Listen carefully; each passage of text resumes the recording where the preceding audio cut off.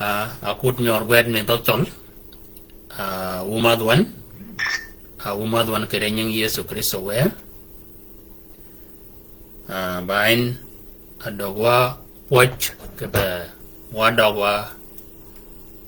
ke yide de siang ke je orgwet mi doctor ba gin madoj kin yidi mujin o ke pa yidwede dit mogani ba me de pio ki yuan kini yinut yidwede dit ke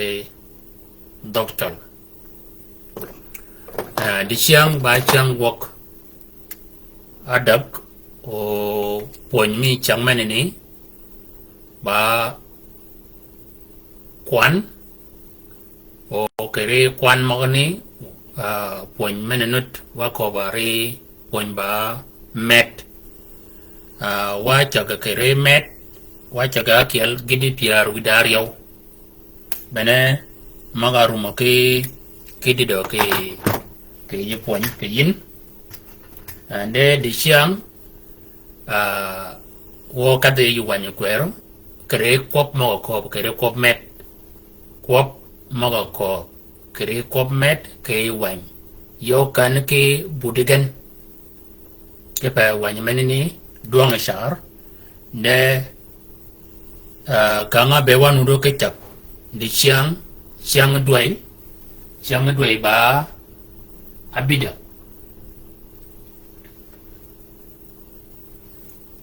duai doa chola kongak ba duai piar dua de ke run manai doa gwerat albaryo ke piara ryo wida abit bene di siang duai ba abidak duai piar runa lebar yo ke piara yo wita bit nying poñ mi changmen nying gon chola met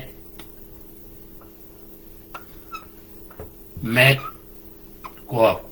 met bene nying poñ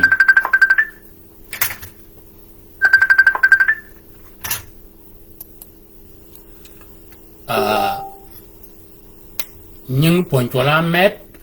o ngi mo ko met kere kwan ni gwede ni bene ngi mo ko met bene ngi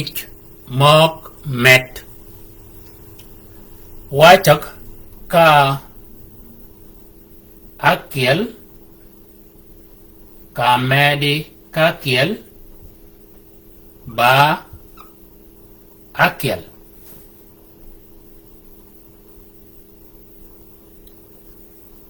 kawa kada e aryo ka medi ka kiel wako ba aryo adak ka medi ka kiel ba adak angwen ka medi ka kiel ba angwen abit ka medi ka kiel ba abit abikiel ka medi ka kiel ba abikiel abiryo ka medi ka kiel ba abiryo abidak ka medi ka kiel ba abidak abingwen ka medi ka kiel ba abingwen piar ka medi ka kiel ba piar wida kiel ka medi ka kiel ba piar wida akiel Pierre wida Ario ka medi ka kiel ba Pierre wida Ario. Manene a Chollo kene ba yedemet. Akiel ka medi ka kiel ba akiel. Ario ka medi ka kiel ba Ario met. Manene met kanya ako ben ba wanga giping manene a ba ekedogon a medin ka Ario. Nimi kene a Ario ka medi ka dak. Mani wanga kene Ario tiladak. Ario tiladak. Ario ka medi ka dak. Mani wanga kene Ario tiladak. Ario til adak. Ano kel maga ko ken ba abikiel. Mani wanga kene Ario tiladak. Kareba Ario tiladak. Ario. Bene gina wanga adagmen. Ario ka medi kadak ba abikiel. Wanga met ba medi ginini ketiel maga anut. Ayudi amedi. Anan we yikibian wanyo kwero. Kere kwa banga, kere kwa met. Kere wanyo kwero. Wanyo kwero. Mana yang cengi, kere chika awen. Yebu wanyo kwero. Kere chik awen. Wanyo kwero kere chik awen. Kada wan mena anyingon Chola Jacob Ayub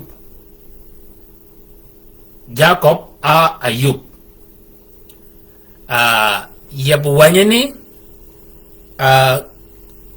Gwet Kaum wanya ke yep kat gwet piara ngwen wida Ario. Okere gwet piara angwen wida Ario. Jaka kerang ke kwan piara. Gidi piara wida Ario. Kekanya ni da nying jam angwen. Nhưng lời angwen ayola diek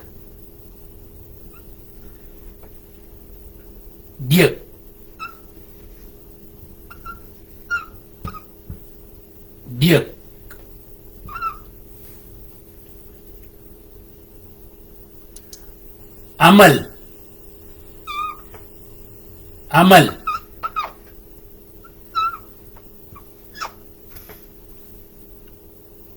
Dok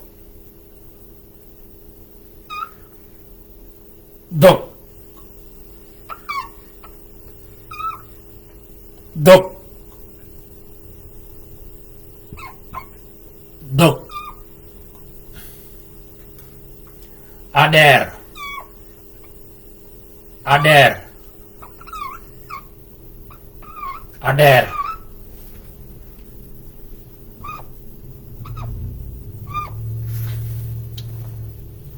jam ni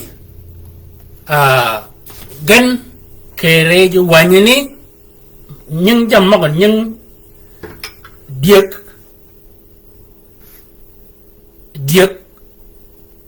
gan ngành amal gangen dok gangen ader gangen ke eji wanyini e jam Jacob jam Ayub jam Job maga ayang yigon kanga bere rach nuduki pada komi jamagon a bere yeda diek a bere yeda amal a bere yeda dok a bere yeda ader jam go magani raj maga pada kom jam gon kanya kel jam go ben ba kene iya dong ke cengon a dong ke cengon anan kereju wanyu kanya rumen ki yom I jok kanya achai gori kon kene en akoba rik kuju wow kanya abene jok benyu kon en e jam moga yang yikon kanya me jam magni en e jok yo onen e jok ki jam meni magni jam magni tiel aryo jam magni tiel aryo menini wanga kene jamogon gemet kereje wanyini kwan diek gon maga mege e jok ki changani e geba alip pier wida angwen alip pier wida angwen alip pier wida angwen menini men bene kwan ngo kwan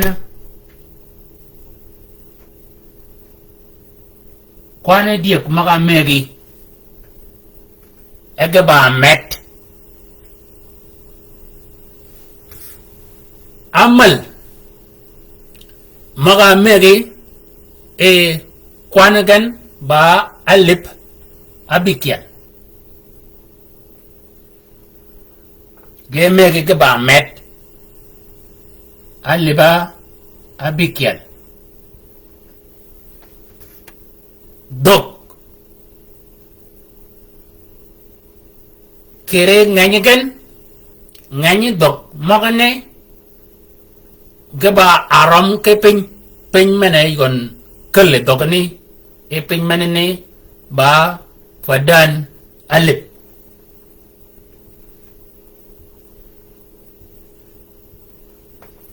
baram e ba pin na baram ader kwanagan ba alip men ba pin dogan do kwan da pin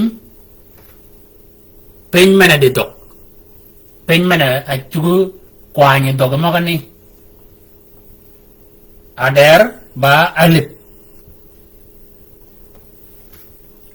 late keremet e kanyani keremet e kanyani jam maga yang ye egemet tiel aryo anan en bude magani bude ale piar wida angwen diek bude magani badi bude magani badi ke rejo wen mena yang yi anan ke rejo wen mena yang yi da jam magir manu do krejuan mechugo ke domayin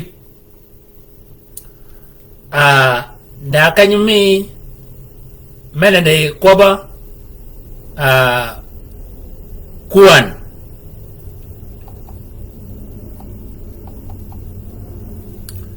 mena ne man alip piar wida angwen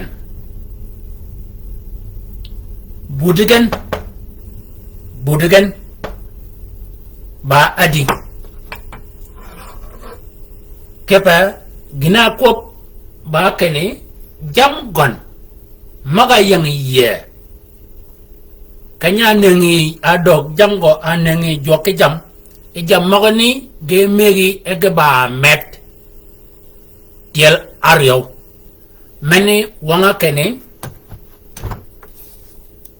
kene tiel aryo ayola kene aryo tiel aryo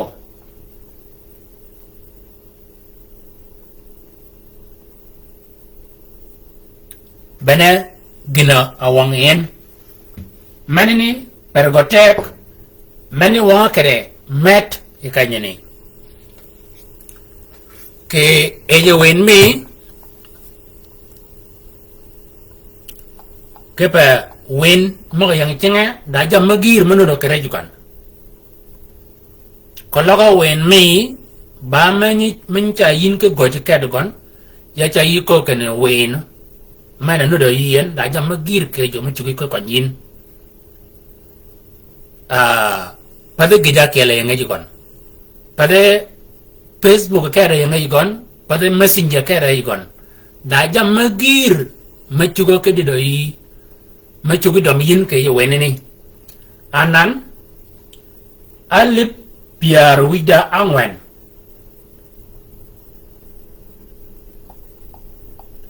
kapangi tialario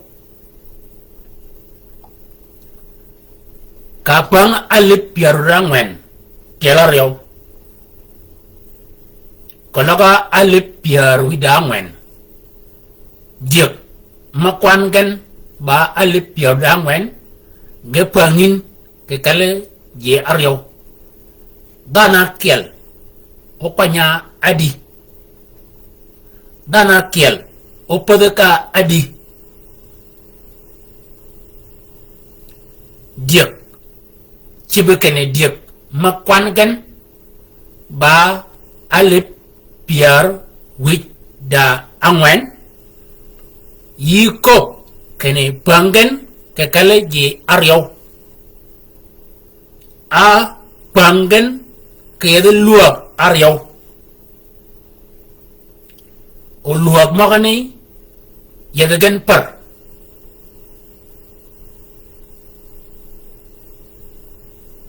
many idea kalen dana kiel pada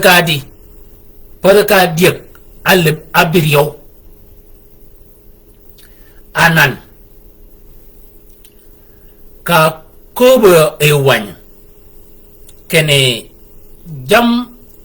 job ge megi anengo e jok ki jam meni maga yang ye meni wan kene jam maga yang ye amegi tela aryo meni wan kene abet ayeda diek aliba biriyo anan diek ini maga ba libar biriyo ge kat ben ke chengon de kanya anengi e jok maga kado ki yikon aba aliba biryo ge mege jok e komgen da arba aliba abiryo mo kedi mani wankene aliba biryo komgon akit ka aliba biryo kedi ayala ana girl kob met amet ka liba biryo kedi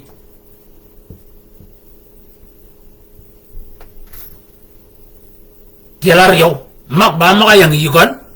wanan ge kal de kanya nengi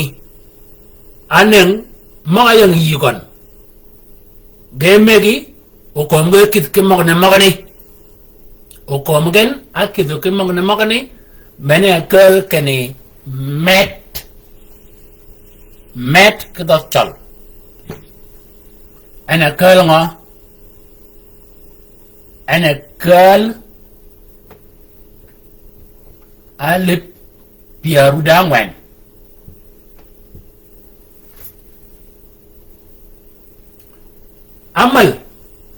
amal maga yang ye kologa alibabi kiel kwan amal magon maga mege jok ba alibabi kiel wanan ma kene alibabi kiel magani ge megi ega ba met tielar yow ega per gamang maga yang ye mani alibabi kiel ka pangi tielar yow mani wanga aliba adak kakanyani jamgon kakanyani cha go ba ngo aliba adak ana bere ngo awanyo kiye akal kiye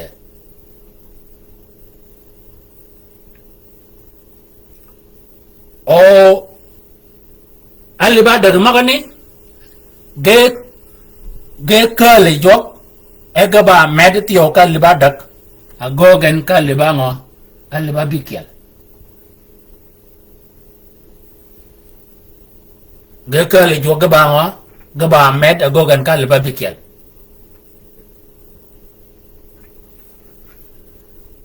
anan menini ba pen mena bere ejugon da dog mogon menini ba amal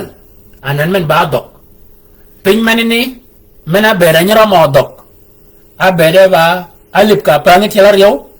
ba kida bit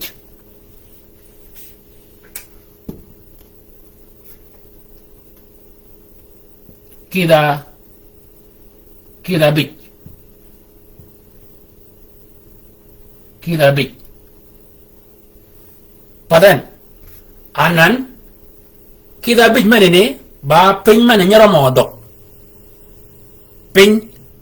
kwan dok nudu ke kwan da ba leje pin menini ena ba kwan ba kene pin menini abed ba aliba bije alip ebeno ga mena kanya aroma dogon ka romi ba alip mene wanga kene pin mena bereno de yugon ay junior ma dogon abede ba kidabij anan kidabij menini amet agogen ke ngo ka alip ader ba kwan mene wanga kene maga bereno de yugon ader maga bereno de yugon ba kidango kidabij tio anan kami gene ba met kelar yow ago ka ngo alip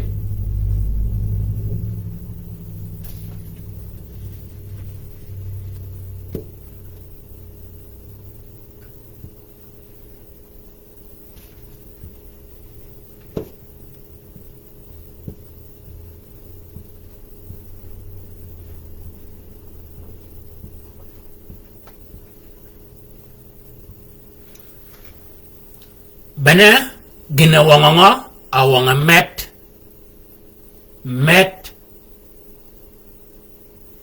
awonga met kene jam gon ge met telar yow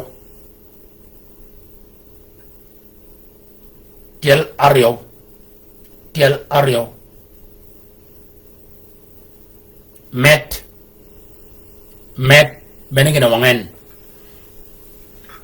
wakada kanyakiel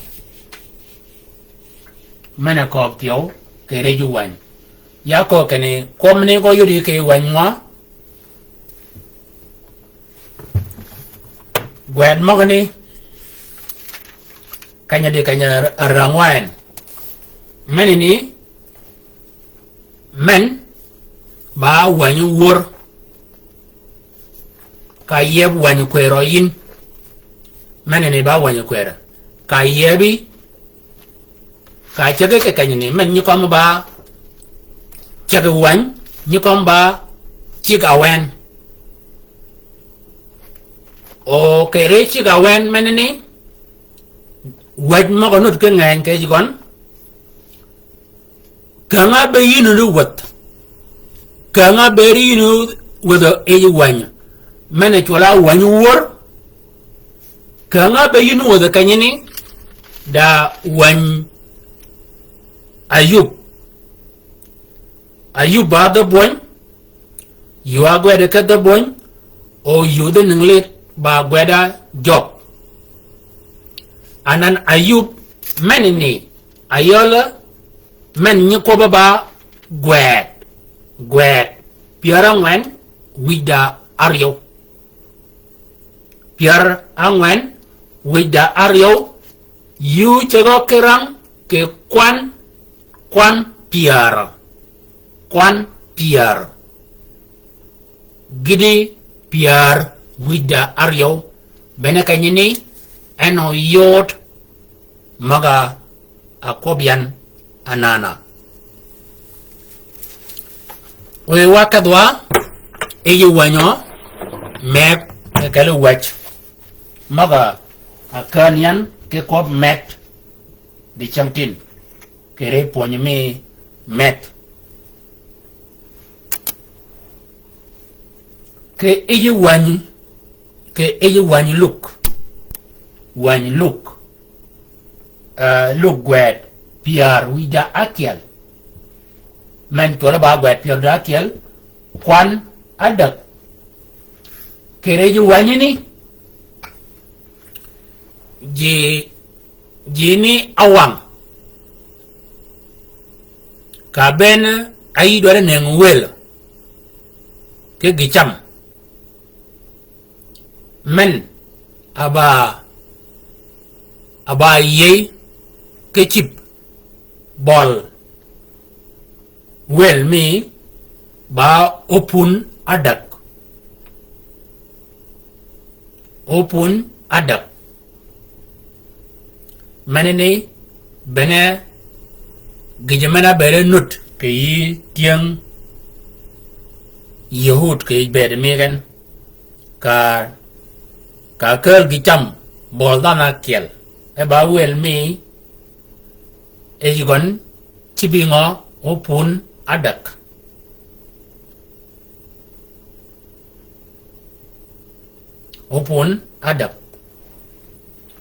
anan opun adak kologo olidin kiri kobe met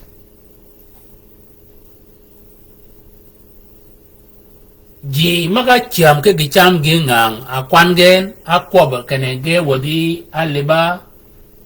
aliba bich acham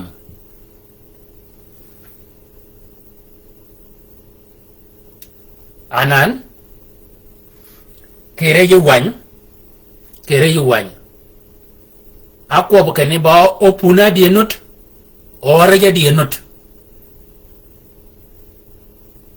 padan anano yudin kene rijmaga kop kene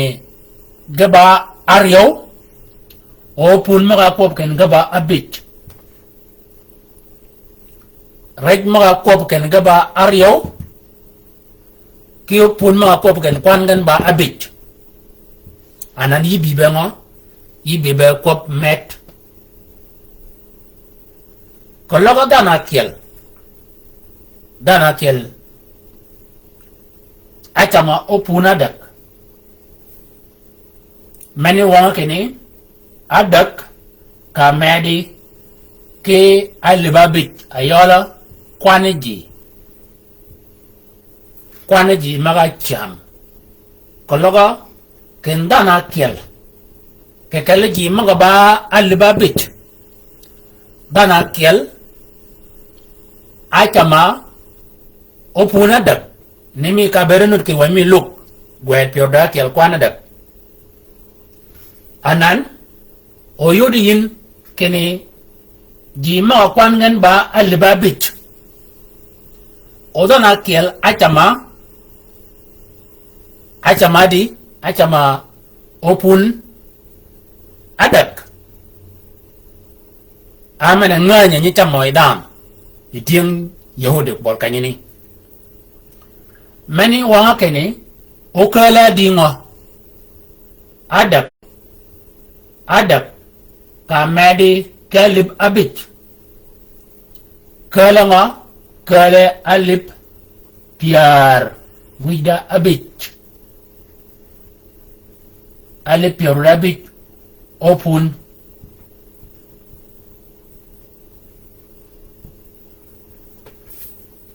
kwan opun ke siangane ba alip piar wida abit kalogo chibin kene beneji magaji cham geba alibabit ongo tienguman koton tada kwan kalogo chibi kene yi kwana ngo jogi choker ga maga na kwan kage yango anan rich aryo lunyi yin ke med ke alibabit ama dam ke yigan rejar yow maga bakel ke puna dak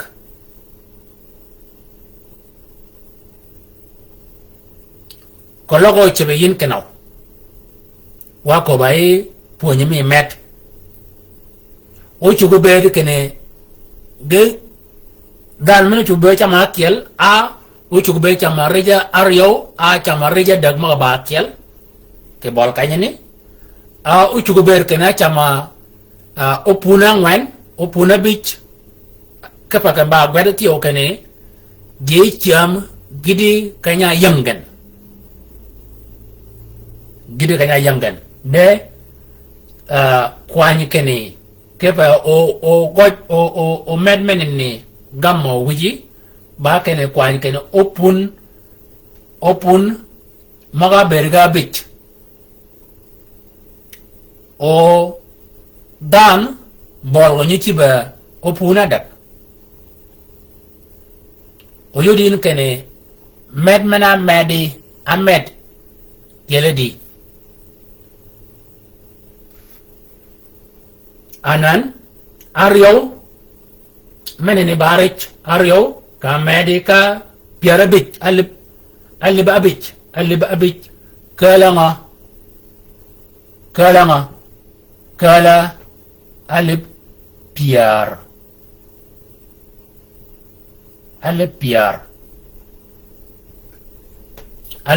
nga rich ari piar rich kakanya ni o yikat o yuri yin kene med menabi komrej magani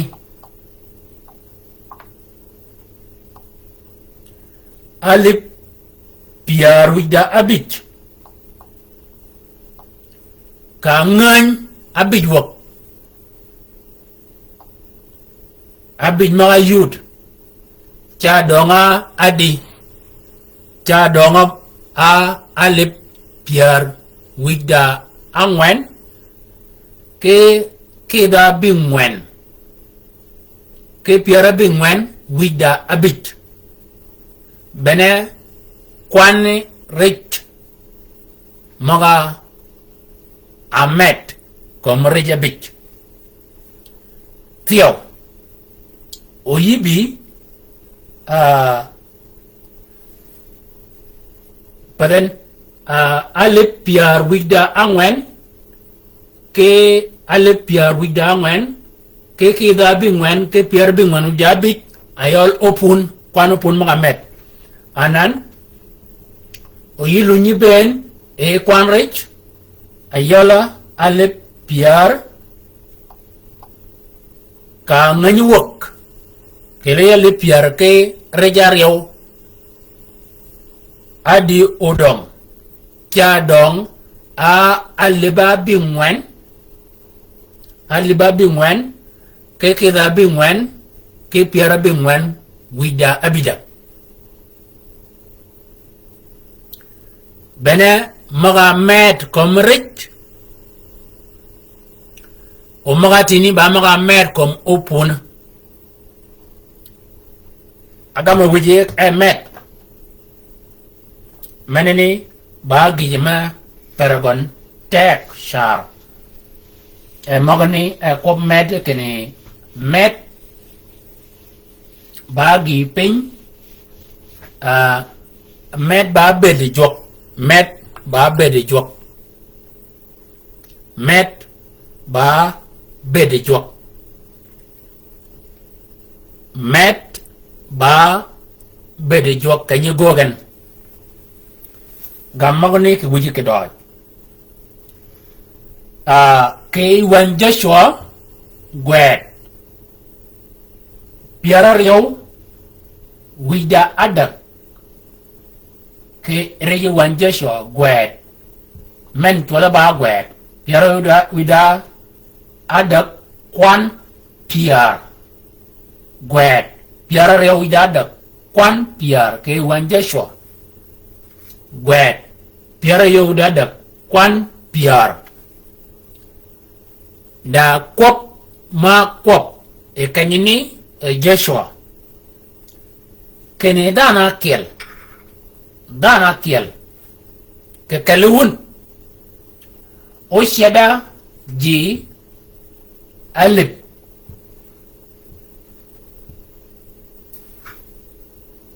dana kiel ke yun tiang aba tiang man maga manun dana kiel ke kalun o sheda alip anan kere ko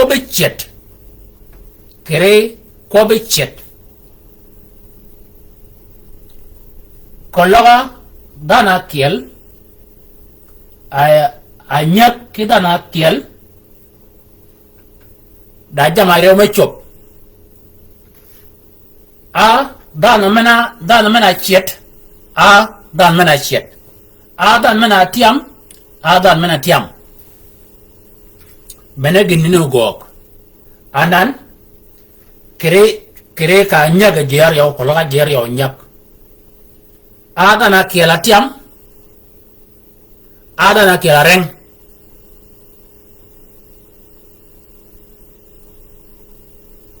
bene luang me dana kiel menene luang menene ke luang me dana kiel menene ka wum luang man ganar yaw anan da menu tiam kolaga da menu tung menu nyoda kene luang me ngana tiam ene yede luang me tiam malo da luang me ngana tiamen anan ka ko bi kene dana kel o cheda ji alip dana kel o cheda ji alip mene wanga ken dana kel mene ni tega mi gon ba met tiel piara bingwen wida bingwen tega mi gon ba met tiel piara bingwen wida abingwen tega ni piara bingwan udah bingwan pat tiel kita bingwan piara bingwan wida bingwan tag gon ba met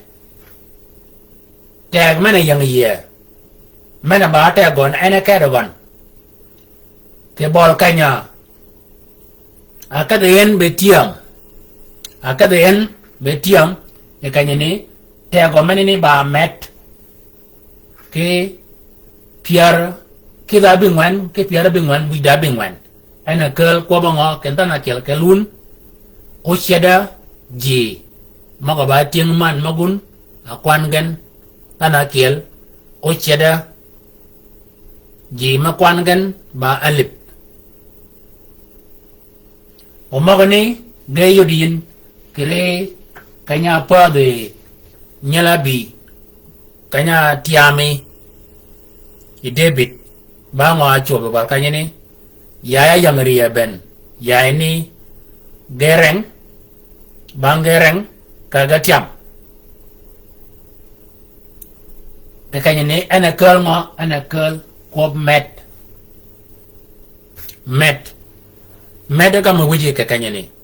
ka kel wa ni yuan pada nying pada gi penyo de ba rum makal e yuan rum makal e yuan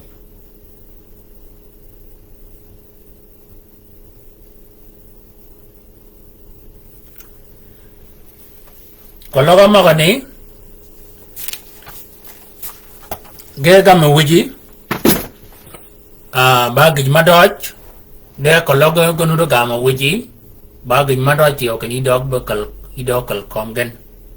jadi mana Chollo emet ke yuan kwer kakadin nyel ji maganeng ke jam makir ke balok nada maneng ka kel nada maneng ka riau nada maneng ka bich nyela jam ko bario ge nyol ka ngo ge nyol ka kario mok meni nyoda keneri ge med gen kario nyala yede bich jam gon ge nyol ka bijitio meni nyoda keneri ge med ge ka ngo ka bich meni ni ka cha ko kene ko loger ge med gen ka bij mok meni wonga kene ario a bich kielario ana kel ngo ana kel piar paden o ario kiel ario ana kel ngo angwan manene ba kene ario karebe kario manene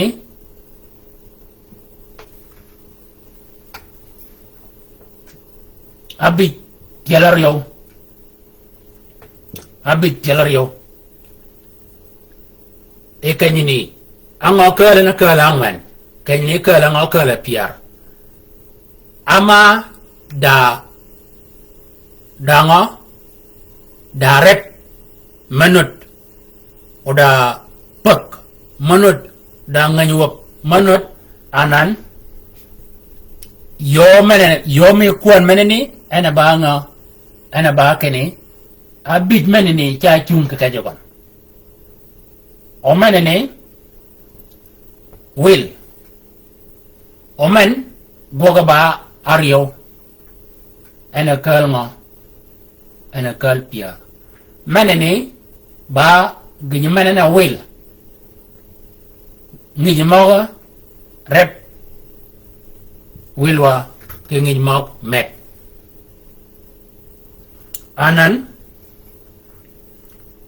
bana meneni kanya ben go kerol go jam maga ko ngemegi ke maga nyola jam mo ni anan ge doge egen ge ba piar o mane yede aryo maga mege ka kel gon karyo maga nyol gen anan ge ba ngwen ge dogi e ge ba ngwen mane wan kene ge dogi e ge ba met ki magani anan akel mi jal kanya kwani amege jale yede piar amega jali piar kwan go mogo go go ige ago yeda kwan mo jam mo wan maga yang ye ba piar ri dakya o mane ne jam wana go ba ngo ba piar ba ngwan anan angwan ni kenyo kaden o kan ka ngwan mok ta go ba ngo abida o piaru jakiel kanyo kaden kya goga ba piara riyo wida aryo maneni bene gina wanga e met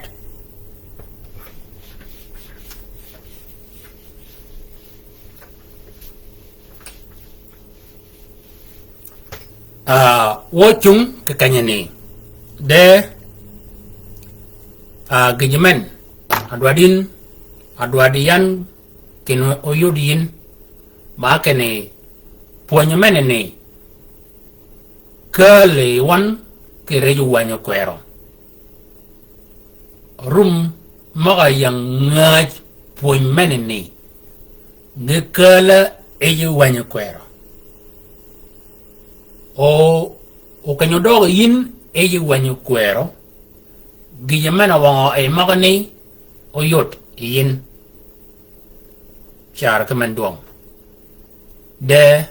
we gog mi o mede jok we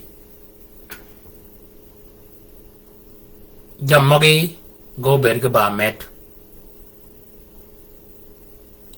we bede mi met o bede nutshit aina go ke bede mi wochung ka kany gidi kanyo yidwa a piti kanyo yidwa ichang gwak adak ke bol kany men i yor gwet menene chat mene didwa ke dokchol pero tiago ke yiwan wumaro yiwan we dodge mi madro mi jwak we dodge mi madro mi jwak o kuoma kare won yedi chamben